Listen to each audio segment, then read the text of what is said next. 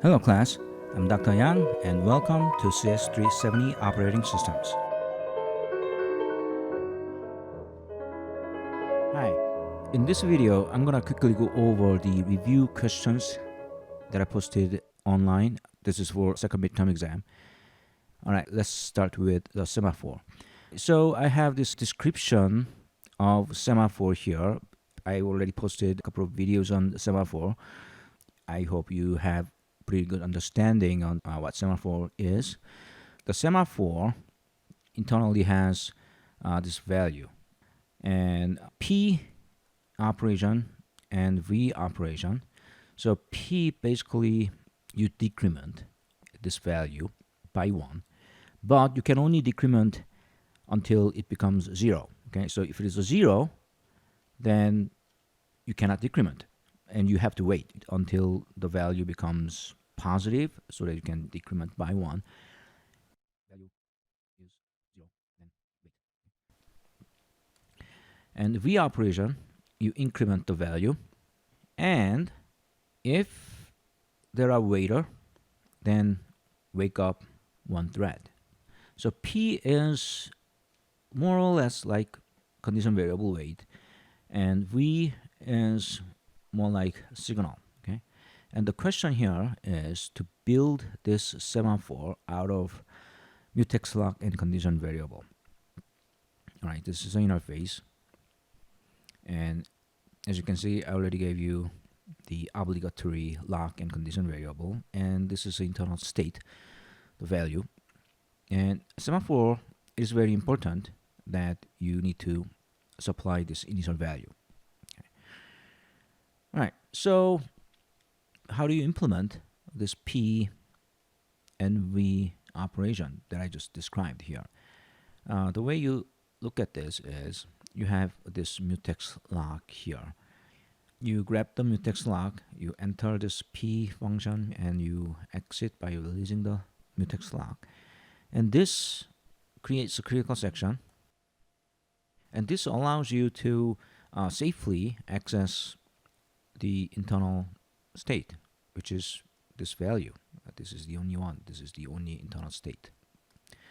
And you can manipulate this value in a sort of atomic fashion while you're in this critical section. So you don't have to worry about race conditions, such as the value changes during the course of execution.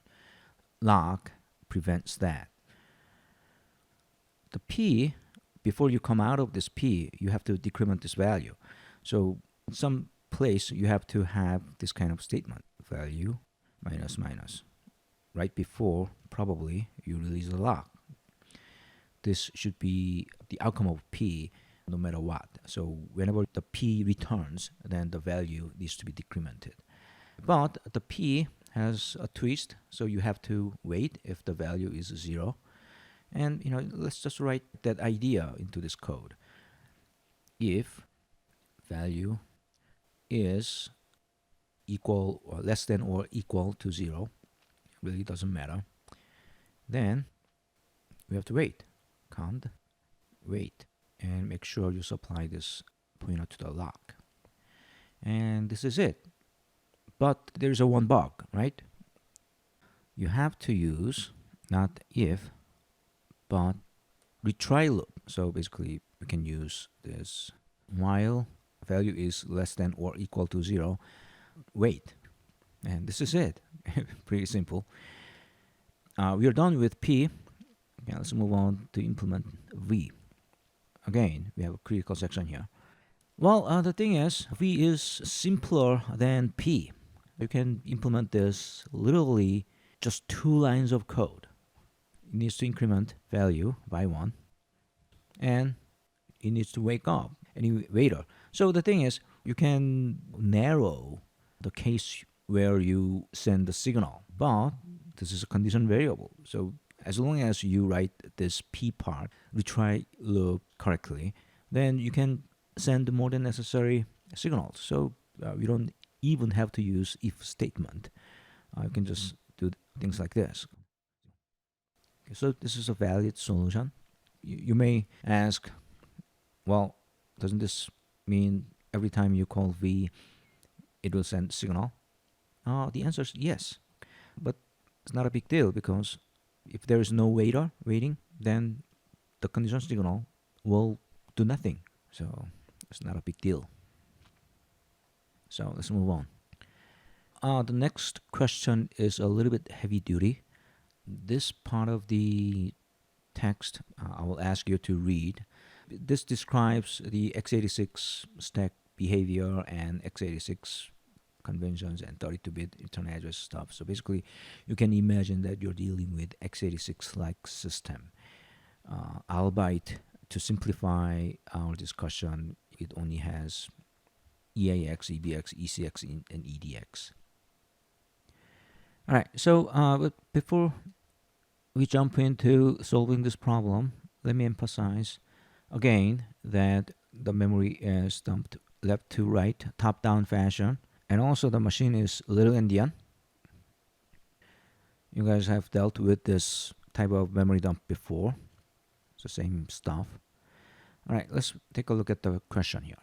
So ESP has this value, and the processor then executes 4 pop instructions: pop, EDX, ECX, EBX, and EAX. What will be the value of EAX and ESP? So this is a simple, just follow and imagine, what should happen here. ESP has this 00. Let's use this part here. ESP 0001 C040. It's hexadecimal. And if you look at this memory dump, the address right now pointed by this ESP is right here. Okay, 0001 C040. So right here. And now we are popping 4 registers, okay, DX, CX, BX, and AX. The behavior of pop, okay, let me draw a stack figure over here. When we talked about the stack behavior, we draw a figure like this, but this is a stack, and stack grows down. The thing is, when we draw a figure like this, we assume that this is the lower address, and this is a higher address, and these are all the stack elements. ESP points to here right now. This is the top of the stack, and let's say this is 4 byte wide. And the operation of stack is when you push, let's say if you have a push operation, push %, let's say EDX, and let's imagine this is the current stack configuration. And when you execute this push EDX instruction, first ESP moves down, and then you write at the top of the stack the content of EDX. Let's say the value right now that EDX has is 1, 2, 3, 4, 0, 0, 0, 0. And by the way, the value of ESP as a result of push decrements because this is the lower address, and decremented by 4 bytes because the size of the operation is 4 bytes, 32-bit. And then at this stage, let's say you execute pop instruction. Pop, this time EAX. What should happen here is you read the top of the stack and copy the value into the EAX. Okay, so now this value is written to EAX register, and then ESP will be incremented by 4 bytes. Okay, ESP now, after the pop instruction, points to this slot. Now this became the top of the stack. Right. And the thing is, you have to be careful if you're dealing with this hex dump, because now the address is written in opposite fashion. So the pop instruction, as I said, the address, if you do pop, the address should increase by 4 bytes. All right, so keep that in mind.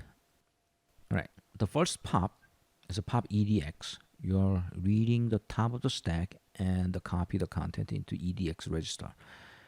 So right now, this is the top of the stack. And the first pop will pop this value out and save it to EDX. Okay, this is the EDX value. And then the stack pointer moves to here. Okay, this is a higher address, which is consistent with this figure. So if you do pop, the address grows higher. And this is the second pop. Okay, so you do this second pop, ECX. So ECX will hold this value. And this is the EBX. And this should be EAX. And after this, stack pointer should point to this. Now, this is the top of the stack. All right, so we can answer this question here. What will be the value of EAX and ESP? EAX should be this one, okay? And make sure that you reverse the order of these bytes because we are dealing with little endian machine. So the value should be 0001 F370. All right, and also ESP. The value of ESP is this, okay, 0001 C050.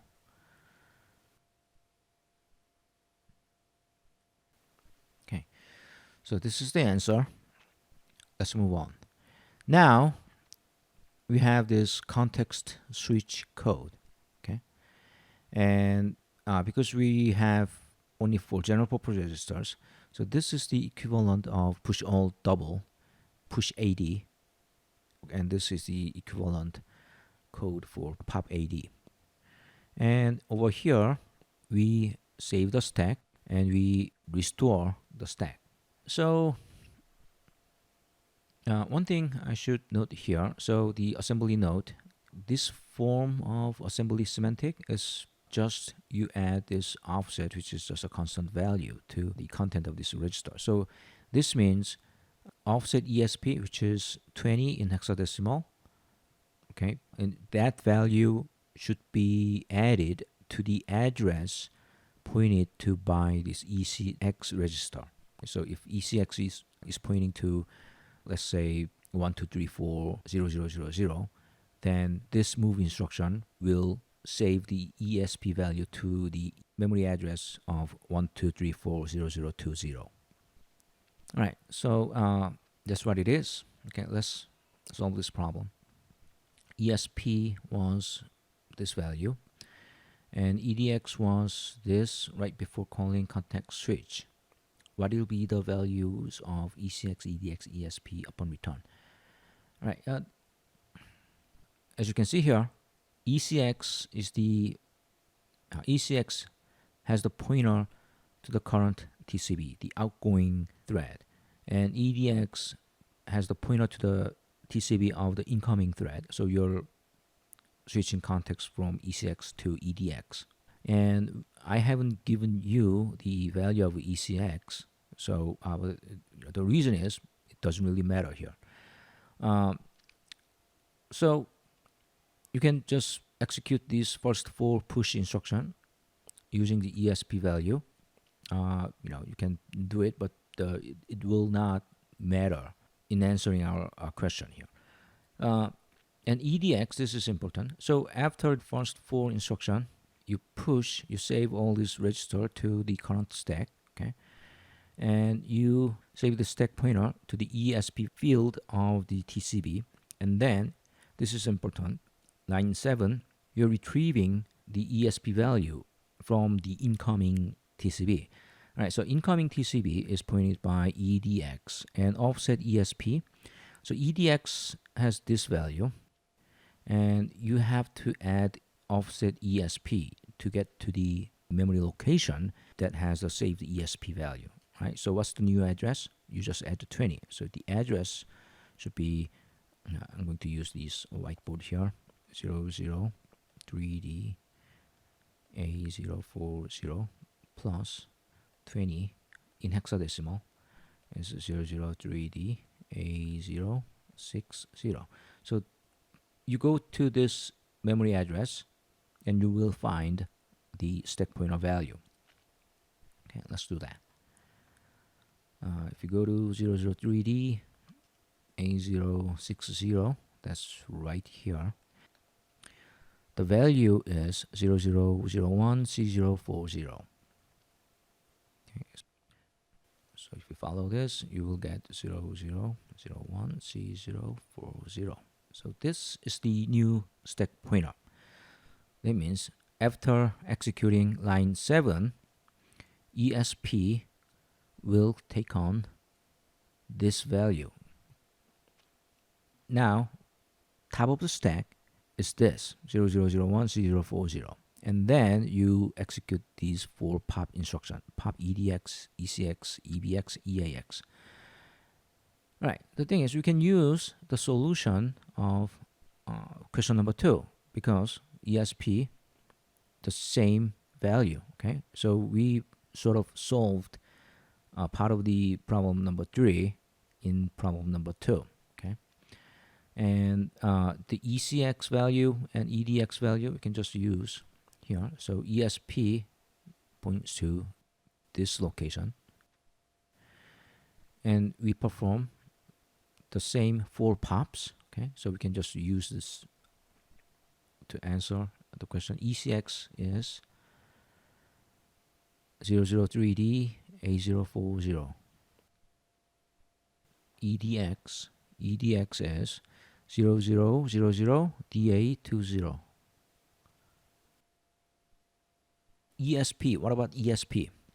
The thing is, the answer here is different because after these 4 pop instruction, it performs return, okay, return from function. So return instruction actually pops the saved return address. Okay, so one more item should be consumed here. So after executing the entire context switch function here, this assembly code, ESP should point to not here, but here, because this spot has been used as return address. So the answer is the value of ESP should be 0001 C054. Alright, let's move on. Alright, let's solve question number 4. Shown here is scheduler code that invokes this context switch code that you saw earlier in question number 3. Right, it's the same context switch code. And I need to explain the inline assembly code here. So over here, this symbol, current TCB in C, we are instructing the compiler to use ECX register. And for next TCB symbol, compiler is going to use EDX. So these two variables are not allocated on stack, but instead compiler is going to use these two registers. And by the way, this is not the actual inline assembly. Okay, so I just made this thing up. Okay, and we have this current TCB value initially set to here, and next TCB is this value, and these values are obtained by executing this lines number 4 and 5. And after this, we have ECX, EDX registers set to these two values, and then we call this switch context assembly call. And line 10, we have this debug printf. So we are examining the value of current TCB, and current TCB is just a register, different name of this, the ECX register. So this is ECX register. So the question is, what would be the value of ECX register after context switch? So let's do it. Before we take a look at the assembly code, the ECX here, right before context switch, is 003D A000, and EDX should be 003D A040. And we execute this context switch code. And the thing is, we already solved part of the problem. Why? Because the question number 3, we used this EDX with this value, which is the same value. So we can use the result of question 3. So after this, we know that new register values will take on these values. So what is ECX? We are interested in finding the ECX value here. Okay, ECX value is 003D A040. So the answer here is 003D A040. So this is the answer. And I should say that this makes sense because before context switch, the current TCB in ECX was 003D A000. It's the outgoing one. And after context switch, magically, the current TCB symbol now points to different TCB, which is the thread that's executing right now because we just performed context switch. So the incoming thread became the current thread. So everything is consistent. And you can use that fact to answer this question. So if the meaning of current TCB is true everywhere, even before and after the context switch, then the value of current TCB should change to the TCB that's already switched. And the thing is, I cook up this table so that everything checks out that way. So that's another way to answer this question. All right, so you may ask, okay, what if this value is totally different? Okay, then there was a bug.